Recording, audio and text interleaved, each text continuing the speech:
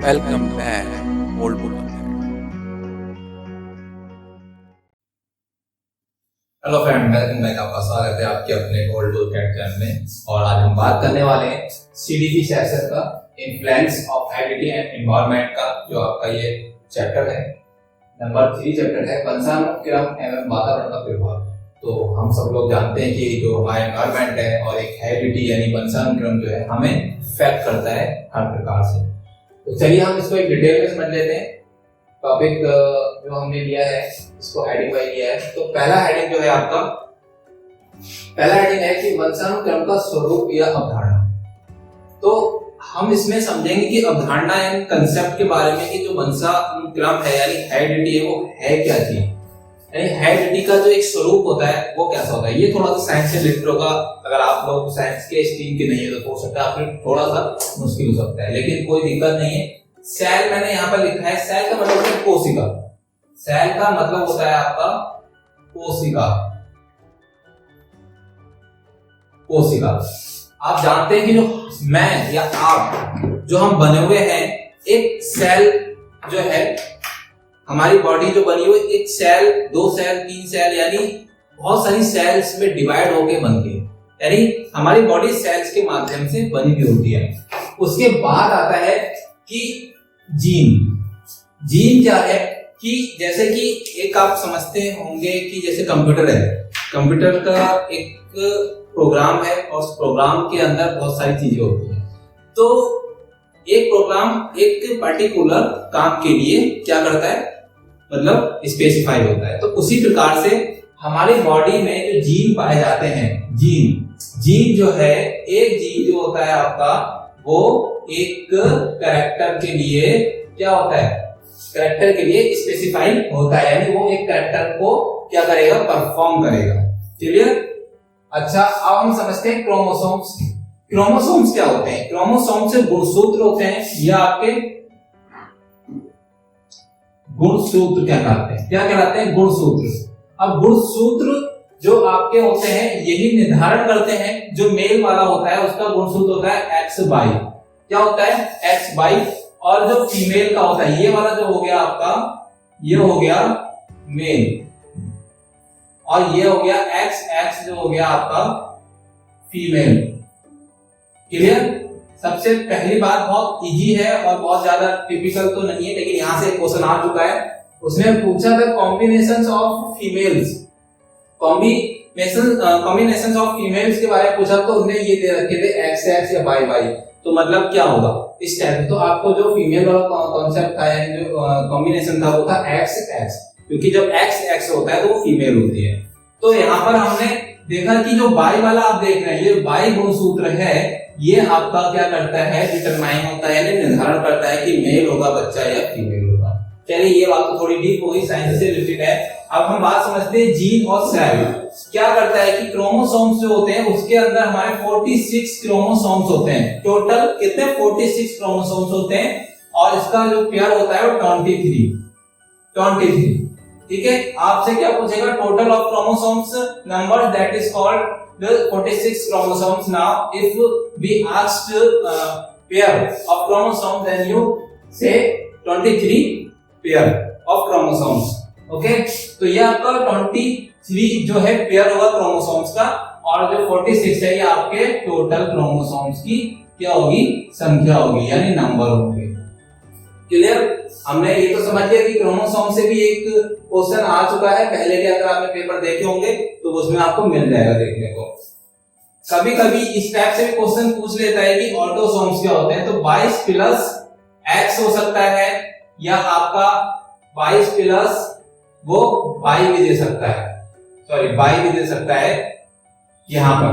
तो 22 प्लस 22 ये क्या कहलाएगा, आपका ऑटोसोम्स होते हैं, क्योंकि जो 22 पेयर्स होते हैं हमारे पास वो सेम होते हैं दोनों में, मेल में और फीमेल्स में। क्या होता है कि जो मेल होती है यानी जो मेल है उससे आपका क्या आएगा, 23 आते हैं, और फीमेल से आपके 23 आते हैं, देन दोनों मिलके बनते हैं 46।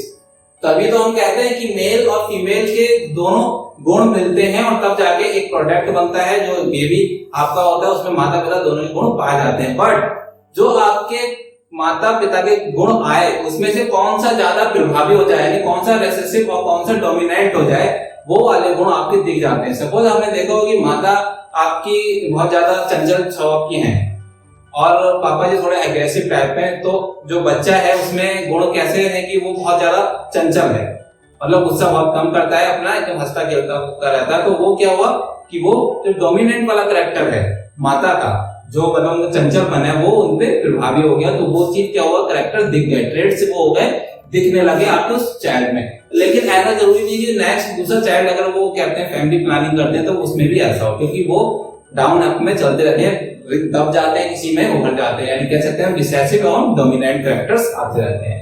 तो ये बात तो आपकी समझ में आ गई कॉन्सेप्ट की। अब एवरी क्रोमोसोम्स हैव 3000 जीन, यानी प्रत्येक एक क्रोमोसोम्स में आपका क्या होता है 3000 जीन्स पाए जाते हैं। कितने? 3000 जीन्स पाए जाते हैं। जीन्स के मैंने बता दिया क्या काम होता है। जीन्स एक जीन्स क्या होता है, वो इंफॉर्मेशन कलेक्ट करा हुआ होता है किसी भी चीज की। मतलब जैसे कि अगर मेरी ये आंख का कलर है ब्लैक, तो ये एक पर्टिकुलर जीन होगा जो इसके लिए रिस्पॉन्सिबल है।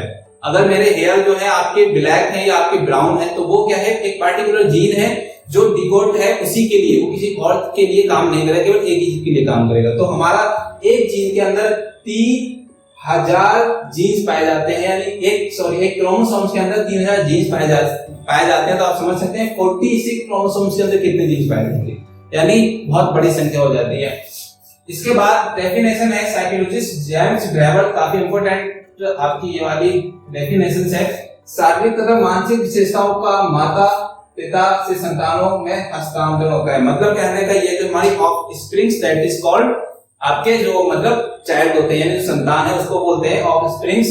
जो आपके माता पिता के जो कैरेक्टर्स हैं यानी जो उनके गुण हैं वो सारे क्या होते हैं, ट्रांसफर होते हैं हमारे अंदर, और फिर हमारे जो गुण हैं वो हमारे मतलब न्यू जनरेशन जो आएगी उसके अंदर। तो ये क्या होता है, ट्रांसफर होते रहते हैं एक दूसरे से अपने आने वाली जनरेशन में। आगे हम बात करते हैं, दूसरा आता है पॉइंट आपका वंशानुक्रम का प्रभाव, इफेक्ट ऑफ हेरिडिटी। हेरिडिटी का इफेक्ट कैसे कैसे पड़ता है। तो पहला है शारीरिक लक्षणों का प्रभाव। शारीरिक लक्षणों का प्रभाव, शारीरिक लक्षणों का प्रभाव से मतलब यह है कि आप देखते हैं कि कुछ हमारी जो पृथ्वी है उस पे क्या होता है कि मौसम हर जगह का एक सा नहीं रहता, कहीं गर्म है कहीं ठंडा है, कहीं मतलब कि बारिश बहुत ज्यादा है तो कहीं बिल्कुल कुछ बारिश नहीं है, नॉर्मल सा रहता है, एकदम बढ़िया मौसम रहता है। तो अगर मैं दो मौसम की बात करूं, एक ठंडा एक गर्म, तो वहां पर आपने देखा होगा ठंडे इलाके के लोग होते हैं वो काफी गोरे सुंदर और बुद्धिमान लोग होते हैं, और जो गर्म जो जगह होती है जलवायु, वहां के लोग क्या होते हैं वो थोड़े चिड़चिड़े स्वभाव के, और मतलब उनका रंग डार्क या काला कह सकते हैं, इस टाइप के उनका पाया जाता है। तो ये सारे जो शारीरिक लक्षणों में पाए जाएंगे। नेक्स्ट आपका बुद्धि पर प्रभाव। बुद्धि पर प्रभाव 100% पड़ता है। यह है गोडार्ड का मत, यानी गोडार्ड जो आपके एक वैज्ञानिक है, साइकोलॉजिस्ट जो है, उन्होंने उनके मत के अनुसार अगर बात करें तो बुद्धि, जैसे कि अगर किसी व्यक्ति को आपने उठा के क्या करा, काफी इंटेलिजेंट फैमिली से वो बच्चा है और उसको आपने एक ऐसा एनवायरनमेंट दिया जहां पर कोई भी सुविधा नहीं है किसी भी प्रकार की, कोई भी मतलब ज्यादा एक एडवांस लेवल की वहां पर सुविधा नहीं है, अगर वो वहां रहता है तो क्या होगा कि उसका जो बुद्धि का विकास है एक उस प्रकार का नहीं हो पाएगा जैसा कि उसके पास दूसरा उसका जो भाई है अपने मम्मी पापा के साथ एक मेट्रो सिटी में रह रहा है, उसके जो बुद्धि का विकास होगा उस टाइप से नहीं होगी। संसाधन हमारे में बहुत ज्यादा क्या करते हैं, रोल अदा करते हैं हमारे डेवलप करने में, हमारी बौद्धिक क्षमता या कॉग्निटिव लेवल को बेहतर करने में। चरित्र का प्रभाव, डगडेल जो है साइकोलॉजिस्ट, उन्होंने बताया है कि चरित्र का प्रभाव भी पड़ता है। अगर माता पिता का चरित्र बहुत अच्छा है तो कहीं ना कहीं जो बच्चे होते हैं वो भी चरित्रवान होंगे। अगर माता पिता का चरित्र अच्छा नहीं है तो कहीं ना कहीं बच्चों का भी क्या होता है, चरित्र ठीक नहीं होगा। ये इनका मत है। अब आगे हम देखते हैं वातावरण का अर्थ क्या होता है। वातावरण दैट इज वातावरण यानी पर्यावरण जैसे बोलते हैं हम, और परि का अर्थ होता है चारों ओर, और वातावरण आवरण का अर्थ हुआ ढकना, मतलब जो चारों ओर से ढका हुआ जो हमारा एक परिवेश है हम उसे पर्यावरण कहते हैं। और कुछ हमारे इसके कारक भी हैं जैसे कि भौतिक कारक, सामाजिक कारक, आर्थिक और सांस्कृतिक कारक। यानी भौतिक कारक जैसे कि जलवायु है या ठंडा गर्म, इन सारी चीजों का क्या इफेक्ट पड़ता है एक मनुष्य के ऊपर, क्योंकि ठंड अगर आती है, गर्मी आती है या फिर आपका मौसम चेंज होता है तो हमारी बॉडी पे इफेक्ट एकदम डायरेक्ट देखने को मिलता है। सामाजिक कारक, सामाजिक क्या है? सोशलाइजेशन, आप जिस समाज में रहते हैं आप वैसी बातें करेंगे, आप अगर अच्छे समाज में रहते हैं तो आप अच्छी बातें करेंगे, और अगर आप बहुत ही ज्यादा हायर एक सोसाइटी में रहते हैं तो आप वहां से बिलोंग कर रहे हैं तो आपको अंदर क्या दिखेगा कि एक हायर सोसाइटी का एक लक्षण दिखेगा। अगर आप बहुत ज्यादा नीचे तबके में रहते हैं तो फिर वैसे आपको समझ सकते हैं। आर्थिक, आर्थिक का मतलब यहाँ से सिर्फ आर्थिक वो नहीं है कि आप इकोनॉमिकली, यहाँ पर और चीजें भी आर्थिक में आती हैं कि जैसे कि आप जिस माहौल में रह रहे हैं उसमें रिच आपके अंदर कैरेक्टर कैसे हैं, मतलब लेके आप चरित्र को या भौतिक सामाजिक इन सारी चीजों में कन्वर्ट कर सकते हैं, समझ सकते हैं। सांस्कृतिक रीति रिवाज थे कि मैं हिंदू हूँ या मुस्लिम है या कोई पंजाबी है तो वो क्या है, कैसे मतलब किस धर्म में उन्होंने जन्म लिया, तो उसके सारे रीति रिवाज हम लोग सीखते हैं, और जो आसपास हम जिस माहौल में रह रहे हैं तो उसके भी हम कुछ कैप्चर करते हैं, उनको भी हम अंडरस्टूड करते हैं। चलिए हम आगे चलते हैं। जैसे कि आप देख रहे हैं वातावरण का प्रभाव, अब हम यहाँ पर पढ़ रहे थे वंशानुक्रम का प्रभाव जो कि हमारी बॉडी पे पड़ता है, और अब हम देखेंगे वातावरण का प्रभाव कैसा होता है, यानी एनवायरनमेंट का इफेक्ट हमारी बॉडी पे किस प्रकार से पड़ता है, एक मनुष्य या एक बच्चे के ऊपर किस प्रकार से इफेक्ट होता है। सबसे पहला है शारीरिक अंतर का प्रभाव। शारीरिक अंतर का मतलब है कि हमारी बॉडी में क्या होता है कि हर जगह हम जैसे रह रहे हैं, अगर मैं अपने हिंदुस्तान की बात करता हूँ तो इसमें जो मतलब पहाड़ी लोग होते हैं वो जो एकदम प्लेन जगह में रहने वाले लोगों के मुकाबले काफी छोटे कद के पाए जाते हैं, और वो काफी सहनशील भी होते हैं, एकदम नर्म स्वभाव के होते हैं, ठंडे इलाके में होते हैं। और जो हम स्थल लोग के यहाँ पर काफी उनके चौड़े कद होते हैं, लंबे होते हैं, एकदम टॉल होते हैं। तो ये शारीरिक अंतर और प्रभाव की बात आ जाएगी। प्रजाति श्रेष्ठता का प्रभाव भी कहीं ना कहीं पड़ता है। अगर एक मनुष्य, एक जो बच्चा है काफी बुद्धिमान पेरेंट्स का बेबी है, और अगर उसे हम कहीं ऐसी जगह रख दें जहां पर वो क्या कर रहा है कि बहुत ज्यादा नीचे तबके के लोगों के साथ में रह रहा है, मंगाली ग्रोथ हो रहा है, ये सारी चीजें सीखेगा तो कहीं ना कहीं श्रेष्ठता खत्म हो जाएगी। श्रेष्ठता क्या है? श्रेष्ठता ये नहीं कह सकते कि वो बच्चा के जो पेरेंट्स है वो साइंटिस्ट का बच्चा है और रख दिया उसे हमने चौल में, तो वो चौल जैसी बातें करेगा, ना कि साइंटिस्ट जैसी। दूसरी बात है व्यक्तित्व का प्रभाव। व्यक्तित्व का जो एक आपकी पर्सनैलिटी भी बहुत मतलब कि इफेक्ट करती है अगर आप सही इन्वायरमेंट में रहते हैं। इन्वायरमेंट आपका इज अ बहुत वेरी वेरी इंपॉर्टेंट है, क्योंकि हम जो भी कुछ हमें मिलना था हमारे अंदर मिल चुका है हेरिडिटी के रूप में हमारे पेरेंट्स से, बट उसके बाद सारा रोल जो है हमारे मतलब कम्युनिटी कह सकते हैं, एनवायरनमेंट का ही रहता है कि हमारा नेचर है, हमारा जो व्यक्तित्व है, हमारा जो एक पर्सनैलिटी किस प्रकार से बनेगी। क्योंकि अगर हम अच्छी जगहों पे रह रहे हैं और अच्छे लोगों के साथ मिल जुल बैठ रहे हैं तो हम वैसी बातें सीखेंगे, और थोड़े से अगर बैड लोगों में बैठ रहे हैं तो फिर बैड बातें सीखेंगे। उसके बाद मानसिक विकास का प्रभाव। बॉर्डन एक साइकोलॉजिस्ट है, इन्होंने मानसिक विकास के ऊपर बोला है कि एक बच्चा है जो कि भेड़िया उठा के ले जाता है उसे, और वो क्या है जंगल में रहता है, लेकिन कुछ टाइम बाद उसे शिकारी लोग मतलब देखते हैं तो उसे लेके आते हैं और उसके ऊपर प्रयोग भी करा जाता है कि उसको नॉर्मली मतलब जानवरों से हटके एक इंसानों की तरफ रखा जाए, लेकिन वो क्या है उस पर विफल हो जाते हैं वो प्रयोग। क्यों? क्योंकि वो एक लॉन्ग टाइम तक वो रहा है उन जानवरों के साथ, उनकी बोली को समझा है, उनको देखा है खाते पीते, कच्चा मांस खाना, उनकी तरफ बात करना, ये सारी चीजें उनके साथ हुई है, तो वो वैसे मतलब ढल चुका है, उसको सोचने की बुद्धि या स्पीक करने की एक एबिलिटी वो चीजें खत्म हो चुकी थी। उसके बाद है बालक पर बहुमुखी प्रभाव। बहुमुखी प्रभाव का मतलब है फिजिकल, कॉग्निटिव, आपका इमोशनल, ये सारे जो है एक प्रभाव हमारी बॉडी पे पड़ते हैं, और इनका कहीं ना कहीं हमें क्या देखने को मिलता है, एक सटीक डायरेक्ट हमें प्रभाव देखने को मिलता है हमारी बॉडी पे, हमारे ऊपर, हमारे बच्चे के ऊपर, हम लोगों के ऊपर, क्योंकि society is a major part of the life.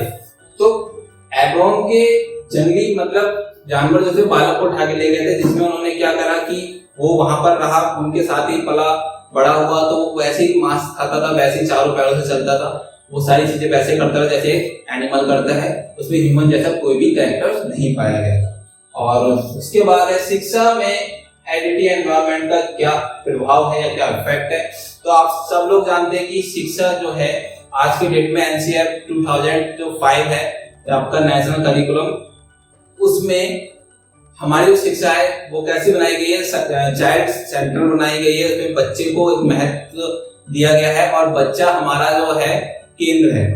बच्चे के ऊपर कोई भी थोपी नहीं जाएगी, उसे क्या करा जाएगा, बच्चे की थिंकिंग और बच्चे के अनुसार करिकुलम वगैरह तैयार किया जाएगा जिससे उसको पढ़ाया जा सके, उसको समझाया जा सके। उसको कोई रटंत विद्या नहीं उसे करना है, रट्टू तोता नहीं बनाना है। ये सारी चीजें बताई गई है। और एनवायरमेंट में जितना घुल मिल के उसे कोई भी चीज सिखाएंगे तो वो अपने एनवायरमेंट से क्या करेगा, कनेक्ट होकर सीखेगा। हर चीज को एकदम रियलिटी से उस चीज को वो जानेगा, समझेगा, तब जाके वो क्या करेगा, उस चीज को समझ पाएगा अच्छे से। मतलब इम्प्लीमेंटेशन कह सकते हैं कि हेरिडिटी और ये जो एनवायरमेंटल प्रोडक्ट है, एक चाइल्ड जो होता है हेरिडिटी और एनवायरमेंट का एक प्रोडक्ट होता है। तो ये क्वेश्चन भी आ चुका है कि what is the product of child, heredity, environment and वगैरह वगैरह सारे ऑप्शंस दे देता है। तो आपको पता होना चाहिए कि हेरिडिटी एंड एनवायरमेंट का जो है प्रोडक्ट होता है एक बच्चा, क्योंकि उन दोनों चीजों से मिलकर ही एक बच्चे के ऊपर जो उसका एक भविष्य है या उसका एक मतलब पर्सनैलिटी है, उसकी बौद्धिक विकास क्षमता है या सामाजिकता है, उसकी वो सारी चीजें सीखता है।